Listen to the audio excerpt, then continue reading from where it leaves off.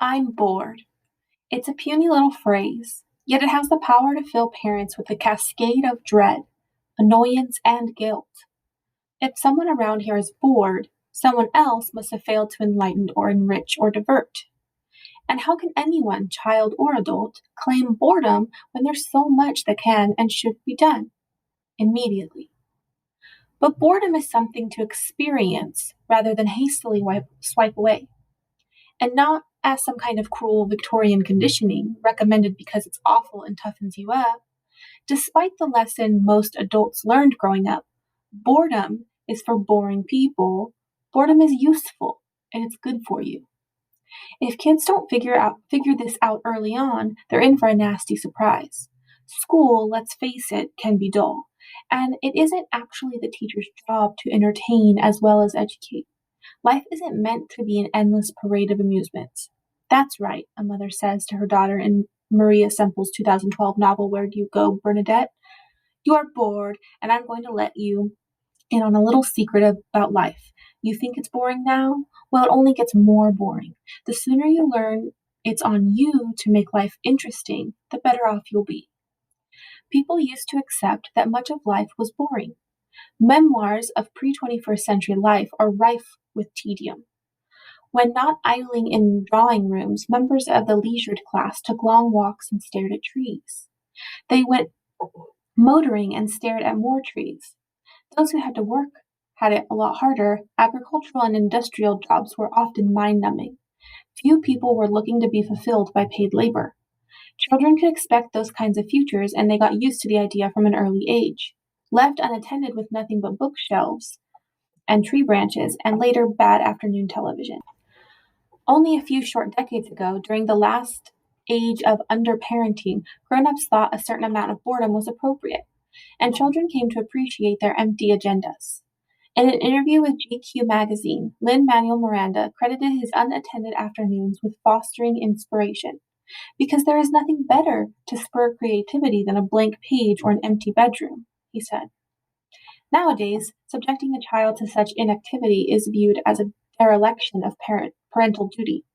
In a much-read story in the Times, The Relentlessness of Modern Parenting, Claire Kane Miller cited a recent study that found that regardless of class, income, or race, parents believed that children who were bored after school should be enrolled in extracurricular activities, and that parents who were busy should stop their task and draw with their children if asked.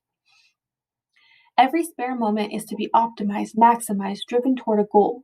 When not being uber parented, kids today are left with their own devices, their own digital devices, that is. Parents preparing for a long car ride or an airplane trip are like army officers plotting a complicated land maneuver, which movies to load onto the iPad. Should we start a new family friendly podcast? Is this an okay time to let the kids play Fortnite until their brains melt into the back seat? What did parents in the 70s do when kids were bored in the way back? Nothing. They let them breathe in gas fumes, torture their siblings, and since it wasn't actually for wearing, play with the broken seatbelt. If you complained about being bored back then, you were really asking for it. Go outside, you might get, or worse, clean your room. Was this fun? No. Was it helpful? Yes. Because things happen when you were bored, some of the most boring jobs I've had were also the most creative. Working at an import factory after school, I pasted photos of ugly Peruvian sweaters onto sales sheets. My hands became encrusted with glue as the sweaters blurred into a clumpy sameness. For some reason, everything smelled like molasses. My mind had no choice but to drift into an elaborate fantasy realm. It's when you are bored that stories set in. Checking out groceries at the supermarket, I invented narratives around people's purchases.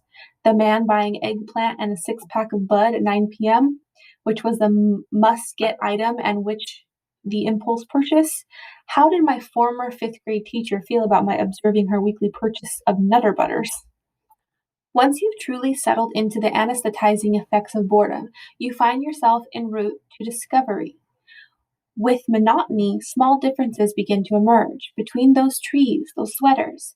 This is why so many useful ideas occur in the shower. When you're held captive to a mundane activity, you let your mind wander and follow where it goes. Of course, it's not really the boredom itself that's important, it's what we do with it. When you reach your breaking point, boredom teaches you to respond constructively, to make something happen for yourself. But unless we are faced with a steady diet of stultifying boredom, we never learn how.